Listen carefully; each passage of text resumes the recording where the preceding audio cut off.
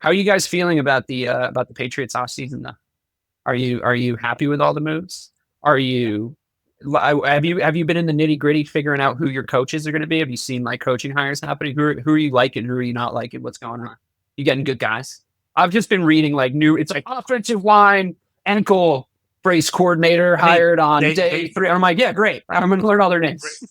Vrabel mostly took from the McVay tree, which I fucking love. That's Um, great. Yeah. and he's mixing that with Josh. And I'm if there's one thing that we know is that Josh McDaniels is a damn good offensive coordinator. So that's all we need him to Yeah. be. And Yeah. I'm really happy with that. And he's in charge of the whole thing, I would imagine, right? Vrabel's going to focus on like HCDC sort of responsibilities. Yeah, that's what it looks like. Which again, I'm 100% now. Vrabel didn't pick Josh, which is the one concerning thing, but he could have had the chance to veto him and he didn't. So I'm okay Seems with like it. a good idea. It seems like a good fit, Yeah. to be honest with you. I Yeah. don't think he would have had a huge problem with it. I think it was for who was available. I think and like what the situation. Ray, you seem like maybe not. You're not a fan. Well, obviously, we dubbed the nickname, just for Josh out here. So, there's going to be moments next year where we're infuriated with the play call. That's Those just going kind to of plays work more now than they used to. Like since we the have since the Ben Johnsons of the we have world. the personnel to do it. I mean, once again, we may have it now with Pop, whatever. We'll see how that looks, but they didn't have that personnel when he was doing that. But anyways, the organization obviously knows that fans have been more in tune with what the coaching staff would look like because they have not posted a what do you call it? They have not posted, all coaches in a long time. Like all the coaches, they have not made a post of all coaches being on the staff. Interesting. Because it was just like Bill for everybody. Right. You know what I'm saying? Like it wasn't, no, I'm saying, but like there was no emphasis on knowing a Pep Hamilton, a Romeo Crennel, a Charlie Weiss, a Brian Dable, a Billy. Like it wasn't emphasized on that. So the fact that that's being so emphasized now, it's just like that's that's that's a testament to them knowing they fucked up. So I'm here for it. But the same investment they put in the coaching staff, I hope they put in free agency in the draft. Yeah.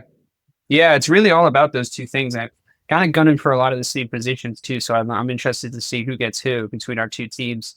Coaching wise, I mean, Antoine Randall is coming in to be like the assistant head coach / wide receivers coach, so that to me is good because I know name recognition, everything else. But when I looked up his sort of pedigree as a coach, it was pretty encouraging.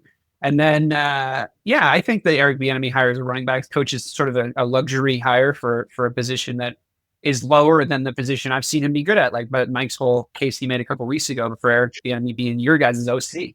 So I think to have the football mind in the building, especially for the running backs, it makes me think that we're going to take a running back if he's still there. If GT's still there, I think we're going to take him. And I think we're going to do that Ben Johnson 2 running back thing. With Swift and who I still believe can be good. I mean, we did not block properly for him or use him properly at all. Like a lot of Bears fans are going, oh, fucking, dude, I can't believe we still have DeAndre Swift. I'm like, yeah, but I mean, I did see him jump over a guy. I also saw like terrible blocking for him all season. Like his stats weren't great, but you know. So a new running backs coach, a new running back scheme, Bieniemy, so focused on that. And again, but I come to the same exact conclusion as you guys. It's about where they spend. There's a slate of offensive line talent coming up in the free agency. There's going to be a bidding war for those guys.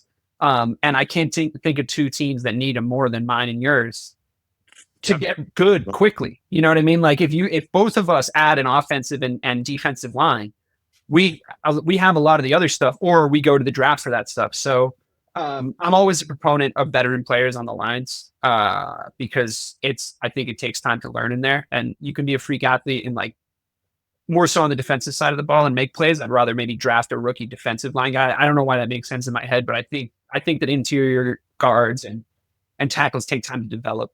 And I'd like to see a line protecting my valuable asset now.